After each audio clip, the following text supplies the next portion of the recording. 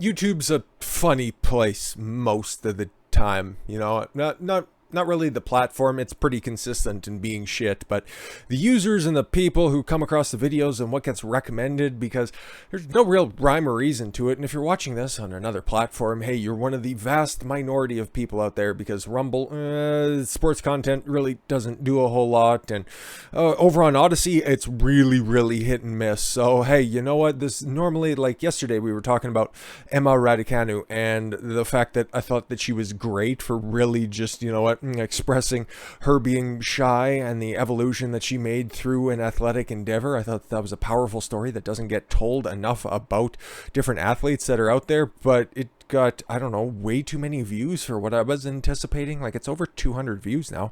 I don't know what it's showing up as, but on the back end it says it's over 200 views, which is fucking weird. But I got some fucking comment on there by some absolute mongoloid. Like, it's either some just lonely bitch watched like 2 seconds and then already had an opinion because I put a woman athlete on the cover. Like, what the fuck?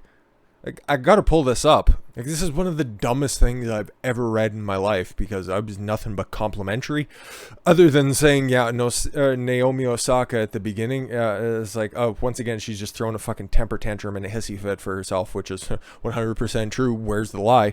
But okay, this is according to an absolute fucking brainlet. There should be some way for YouTube to take this down. Oh, trust me, there's plenty. There's like 18 or 20 videos on the fucking channel that have been taken down for a lot less. It's abusive, casually racist, and thoroughly obnoxious. Thanks for watching all of it, though, you dumb cunt. Hopefully you got those subscription notifications turned on. You can catch this smiling face, this obnoxious face, every fucking day, thrice daily. I got a second channel as well, where we talk a little bit more low-key about a bunch of stuff. So, you know what, if you can't get enough Dawn in your life, hey, don't worry about it. And if you somehow buck the trend and you want a little bit more Dawn in your life, about 10 inches of it, hey, just hit me up. Emma Raducanu through to the US Open semifinals as British teens put in another stunning display to dispatch Olympic champion Belinda Bencic, and she still hasn't dropped a set. That is fucking awesome, okay?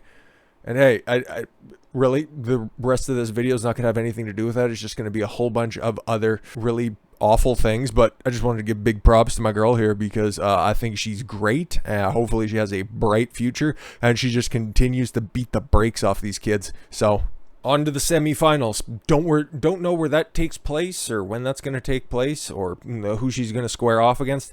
Don't quite know. Yeah, they don't even know so far. She will face either Wimbledon finalist Carolina, Pliskova, no shade. The 4th seed, or number 17 seed, Maria Sakkari, Thursday night, so tomorrow night. So, hey, hopefully she kicks ass, because she's great. She has a great work ethic, and she's hella talented. Nothing but big ups. Speaking of big ups, the highest motherfucker in the room at all goddamn times, Paul Pierce. I'm a big fan of Paul Pierce, okay? If it wasn't for the fact that he played on the Boston Celtics, he would be the best player in that team's history, but it's the Boston Celtics. It's like having a great career with the Chicago Bulls, but you're never going to be the best player in the team's history. Paul Pierce, man, if he would have had a good team around him for a significant amount of time, because as soon as he got some help, okay, he got what was about a 75% of Kevin Garnett, and a little bit better. You got about 90% of Ray Allen. They immediately won a championship. Okay, they're one of those super teams that congealed immediately off the bat and then just had immediate fucking success. And you also can't discount the amount of help that Rajon Rondo earlier in his career provided. That was the unspoken fourth man about the big three, the original super team. At least the original in this incarnation of super teams. They tried and failed before. Just take a look at the Rockets in 99, 2000, after Jordan retired and Scottie Pippen and Charles Barkley ended up getting traded over there, and it was a fucking massive disaster. But Paul Pierce, man, he's gritty. He doesn't just pull up and take the jump shot. He doesn't just live in the mid-range. He gets in there and he fucking mixes it up. Duh. No, I'm just as high as he is in most of his videos. But he was a commentator for ESPN. It just always seemed a little bit off to see some guy who's been arrested multiple times and it's like just sit up there and try to keep it all together. Not saying that he can't, and not saying he wasn't good at his job. It's just I didn't really much pay attention because it's fucking ESPN and it's modern day basketball coverage, and you couldn't pay me enough to fucking watch that. But yeah, he had a spicy video in April, which I found hilarious. And then he left ESPN, and then he got, had more time on his hands to smoke a little bit more and hang out with more strippers who just twerk in the backgrounds of his Instagram videos, which we'll get into his logic behind that one. The fact that he didn't apologize for the video, I just love him for that, okay? There's always two ways you can go. You can go, if you're legitimately sorry about your actions, okay, you apologize for what you did, not pull like a fucking Javier Baez and Francisco Lindor, I'm sorry if you were offended. No, just if you're going to apologize, be sorry for your actions, and that's totally legitimate and fine, as long as you're not being forced to do as much. Or then you can just fucking take the L and not apologize for it at all whatsoever and just fucking live true to your life, because hey, if you aren't sorry for something, don't say sorry. Words have meaning, okay? But he went off recently, so like the headline says here, and we've just been jabberjawing enough. Paul Pierce refused to apologize for Instagram stripper video. It was pretty great. Says you have to talk about LeBron all the time at ESPN. Yeah, it makes sense because the parent company of ESPN, Disney, just absolutely licks a sack of China, and they do it only at a second rate to that of LeBron James. So, you know what? Hey, it totally fucking makes sense why they need to prop up the golden boy. And I'm just glad he had the courage to say what needed to be said. There's a fly. It's the middle of fucking September. There's a fucking fly buzzing around here, so if you see something just, buzzing around, or if I just look like I'm tweaking out, I've never touched a drug in my life, but I'm trying to kill this fucking thing. So with all due respect. The former Celtic star was fired in April following a video he posted on Instagram Live that showed him gambling and smoking with some friends in the presence of twerking strippers. Yeah, it wasn't one stripper, it wasn't two strippers, it wasn't three strippers, it was like 4 or 5 or 6 of the bitches. It was great. In a new interview with Sports Illustrated tied to the upcoming Hall of Fame induction, Pierce admitted that the partnership was never a great fit.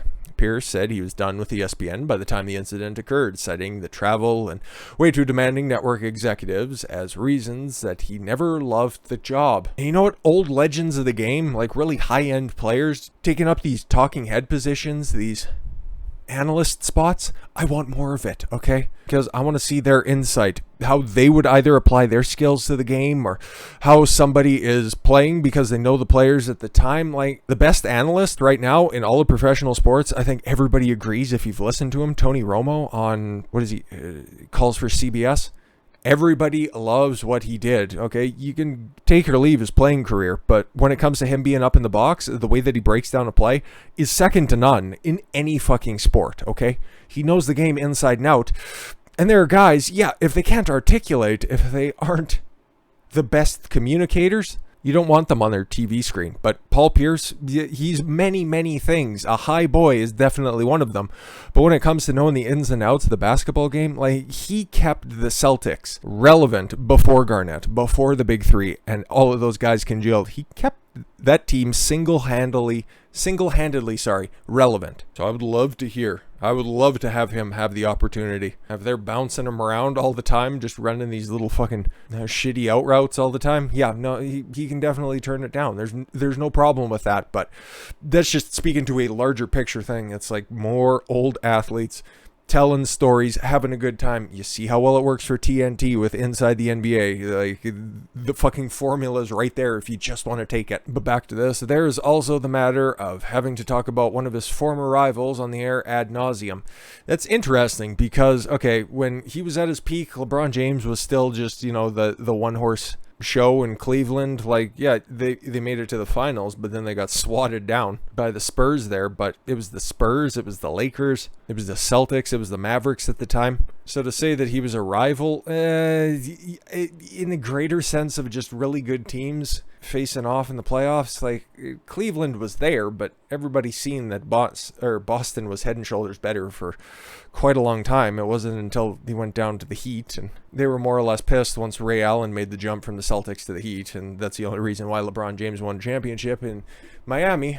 Something else people don't talk about, that big three fucking failed terrifically against the Dallas Mavericks, and then Ray Allen made the jump, and then they won their 2 championships. Still batted only 50%, making it to the fucking finals. So, hey, Jordan went 6-0. What's your excuse? There's a lot of stuff over there you can't say, and you have to talk about LeBron all the time, he said. Pierce also explained why he didn't apologize for the video, despite advice from his agent, Jeff Schwartz, of course, oy vey, who didn't want the fallout with ESPN to impact Pierce's chances at the Hall of Fame. Why? He was going to get in anyways. If you play 10 years in the fucking league, you get into the fucking Naismith Hall of Fame. Like, the barrier for entry in the NBA's Hall of Fame is so fucking low. Motherfucking Andrea Bargnani is probably on the short list in the next couple of years. Come on, I didn't do anything illegal, Pierce said. These motherfuckers in the Hall of Fame did some cocaine, fucking battery. What the fuck did I do? It's interesting. Okay, they bleep motherfuckers, but they leave fuck in there. That's hilarious. I was just having a good time. All the people coming up as like, half you motherfuckers do the same shit. You're just hiding it. And you all are married while you're doing it. I'm divorced. I'm retired. I'm having fun. Fucking based. Dude rules. Hell yeah, dude. Get your ring. In fact, instead of issuing an apology, he apologized for absolutely nothing. Pierce dissed ESPN in late May after revealing he had hit the lottery with cryptocurrency Ethereum. ESPN, I don't need you, he tweeted. I got Ethereum Max. I made more money with the crypto in the past month than I did with all y'all in a year. Truth will set you free. And now the truth is set free. That was his nickname, by the way. Let's talk about NFL and their fucking ridiculous COVID policy. Okay, now we're just going to descend into the coof. Unfortunately, we're not totally free of this for the day, but it works in. We're not going to talk specifically about any new variant or any bureaucrat just mishandling their powers and just trying to seize more from people. But the NFLPA urges daily testing for all players as COVID-19 cases surge. Okay, so everybody should get tested more frequently in the NFL. Okay, so one of the luxuries you were afforded if you were to get the jab, you wouldn't be subject to the twice weekly tests that the unclean people wouldn't as well, along with a whole other list of ridiculous shit. But the NFL, now that the Players Association is all about this, it won't be long unless you show your papers, you won't be allowed to check in once the ball changes hands. NFL Players Association President and Cleveland Browns center Joseph Carl Tretter is urging the league to reinstate daily China virus testing for the players due to the spread of the Delta variant. Yes, it's totally not racist to call it Delta variant, right? But to call it the China virus, that's somehow... yeah, okay, cool, we get it. We get it. We know who holds the purse strings. Just wait until they try to break into the Indian market, and then all of a sudden it's like, oh, sorry about that whole Delta thing.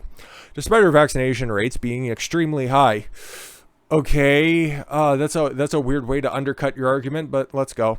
We have seen that the Delta variant can infect and spread among vaccinated people. No, the president said otherwise, and he's really smart and very bright, and CNN told me so.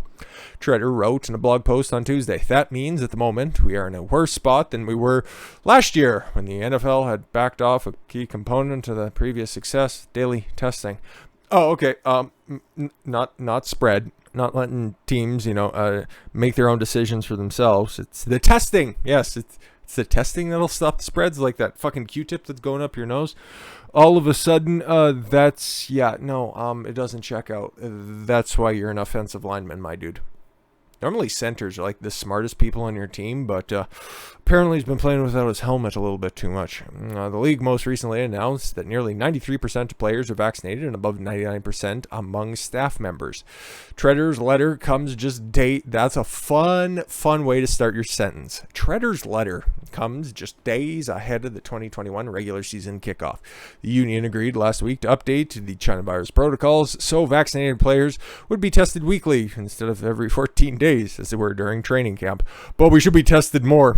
Since the beginning of training camp, we have been testing our vaccinated players once every 14 days. It has been ineffective. Really? Oh, okay. Maybe you should get new tests then. As we've had significantly more incidents of transmission inside the building this year than last year. Don't question the science or anything like that. Just make sure you get the jab. Even though 93% of people have already got it. And at least we know about Lamar Jackson. He's had it twice. So, yeah, no further questions, Your Honor. What else is the NFL doing? Well, okay, so we know about their stupid COVID policy for their fucking trainers and coaches, and also the fucking stringent requirements for their players.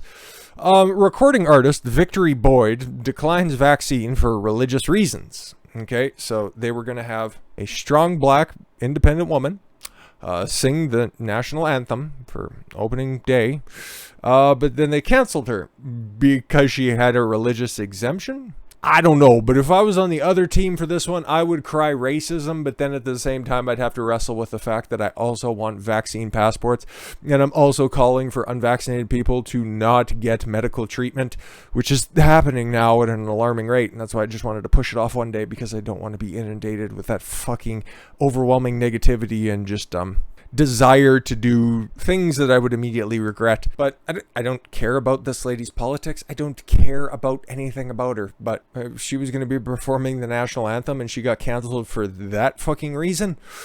We got a big problem, NFL. We got a big problem, because I would do this for literally anybody. You get canceled for not getting the fucking poke and you have a legitimate reason, or you just have a legitimate reason of, I choose not to do this. Slippery slope, right? But it's just my fallacy, right? Yeah, obviously. An appearance by a Grammy Award-winning singer-songwriter. Listen, I probably have some fucking voicemails out there that have been nominated for a Grammy. So, you know what? Owning one in today's day and age doesn't quite hold the same weight, but singer-songwriter Victory Boyd to perform the national anthem at NFL's September 9th season opening game in Tampa, in Florida. Oh, okay. Yeah, that's a weird thing to do. Do you know the executive orders and the policies that are going on in Florida? This ain't gonna fly well, but hey, it's the NFL. I'm a private company, can do whatever it wants, right? Was canceled by the league because she declined for religious reasons to be vaccinated against the CCP. Yeah. My God said, I have my own decisions to make. Okay, cool. As I understand, that Victory will not be fully vaccinated by the time of the kickoff game. It just sounds like something that we're going to be hearing a lot more of. Yeah, you're not allowed to certify the victory of your game unless everybody's been vaccinated. Anyways, she would not have been able to comply with the terms of game day field access policy. All of these fucking trademarked, marketable fucking policies that they have out there. Makes me sick. It's like, listen, we want to make everybody do stuff, and she's not going to do it, so we're not going to let her show up. It's like, why are you doing that? Because reason. That's according to Seth Dudowski. Oh my God, just some white man once again holding down a strong, independent black woman. Yeah, just the racism in the NFL is just off the charts, guys. The league's senior director for media and entertainment events told Boyd's father and manager, John Boyd, in a August 31st email made available to the Epoch Times. Ooh. As a result, we unfortunately will not be able to invite Victoria to, that's Victory to you, okay, to perform the national anthem at this year's kickoff game. The defending Super Bowl champion Buccaneers, is Raymond James Stadium, an open-air venue, and the 2021 opening game was supposed to be against the Dallas Cowboys. Okay, if Florida and Texas get together to play a football game and they kick out the unvaccinated. All right, then. That sounds like the beginning of a joke. Speaking of jokes, CNN could be getting a lawsuit, and I hope it happens, right? This is just kind of the speculation, because who was on there? Tom Segura was opposite. I seen the clip, and it's like, I don't watch when Joe just has his fucking friends on because it's insufferable. And I've talked ad nauseum, more than I really think about the guy in recent weeks. Rogan floating, suing CNN over treatment of ivermectin treatment. Please do. Please put them out of business, okay? Because, yeah, they're propagandists. They get shit wrong all the fucking time. And it's not like he needs the money. But he could use the scalp on the wall. The guest side of the studio is a little bit barren, so you know what, hey. Just getting those big fucking CNN letters from outside the Atlanta headquarters, that would look pretty nice. Podcaster? Just podcaster? Oh, come on. He has many hats that can fit on that massive head that is just rapidly growing.